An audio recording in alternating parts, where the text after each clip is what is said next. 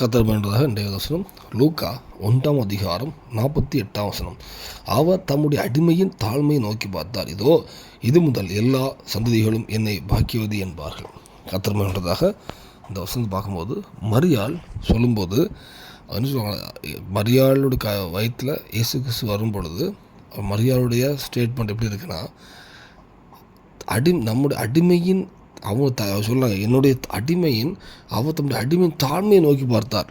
எவ்வளோ தாழ்த்துறாங்க மரியாதை பொறுத்தவரை, தன்னை தாழ்த்துறாங்க. நான் ஒரு அடிமை, நான் தாழ்ந்த உள்ளவன், என்னோட தாழ்மையை தேவன் நினைவு கூர்ந்தனால என் வயிற்றில் அவர் பிறக்கிறார் அப்படின்னு சொல்கிறாங்க. யோசிச்சு பாருங்கள், அந்த காலத்தில் எத்தனையோ பெண்கள் கண்டிப்பாக இருக்கும்போது கர்த்தர் பூமியில் மரியாதை தேர்ந்தெடுக்கணும்னா அவங்க கண்டிப்பாக பாக்கியவதி. அவங்க கண்டிப்பாக அவங்களுடைய எல்லா குணம் தேவனுக்கு பிரியமான குணமாக இருந்திருக்கும். ஏன்னா தேவன் குமாரனா கிறிஸ்து பூமியில் பிறக்கும்போது அவர் எங்கேயும் பிறக்க மாட்டார்லாம். கண்டிப்பாக அவங்க ஒரு பரிசுத்தவான் தான், பாக்கியவாதி தான். அவங்க வயிற்றில் அவங்க என்ன சொல்கிறாங்க, அடிமையின் தாழ்மையை நோக்கி பார்த்தார். அப்போ அவங்க உண்மையில ஒரு தாழ்மையான எண்ணம் உள்ளவங்க. அவங்க சொல்ல ஸ்டேட்மெண்ட்லேயே இருக்குது, பெருமை இல்லை, நான் தாழ்மையான இது என்ன நினைத்து எங்கள் வயிற்றில் வந்தார் சொல்கிறாங்க. தேவன் நினைவு வந்தார். இப்போ அநேக குணங்கள் தேவனுக்கு பிரியமான குணங்கள் இருந்திருக்கு. அதில் ஒன்று தாழ்மை அவங்கள்ட்ட இருந்திருக்கு.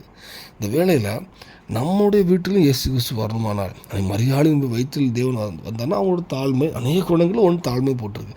நம்ம வீட்டில் இயேசு கிறிஸ்து வரணுமானால் நம்மள்ட்ட அநேக இப்போ அநேக குறை சும்மா வருவாரா, பாவியை நேசிக்கிறார், ஆனால் பாவியோடு வாசம் பண்ணுவதில்லை கர்த்தர். அப்போ அதுவேளை நம்ம வீட்டுக்கு தேவன் வரணும்னா நம்மள்ட்ட அநேக தேவனுக்கு பிரியமான குணங்கள். அதில் ஒன்று தாழ்மை, ஆவிக்குரிய தாழ்மை, பூமியின் எல்லா மனுஷன் தாழ்மை, ஒரு மாய்மாலம் இல்லாத இருதயத்தில் ஒரு தாழ்மை.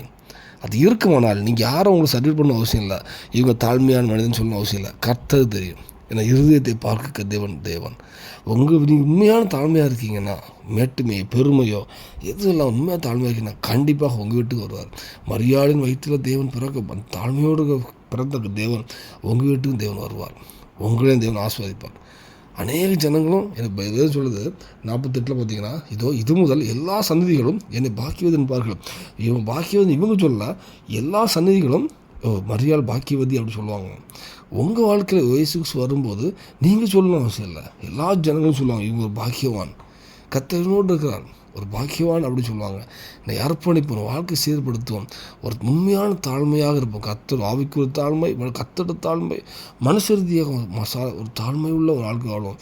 கண்டிப்பாக தேவன் ஆசீர்வதிப்பார். எல்லாரும் சாட்சி தருவார். இந்த பூமியில் சாட்சி தருவார், பல்லவத்தையும் ஆயத்தப்படுத்துவார்.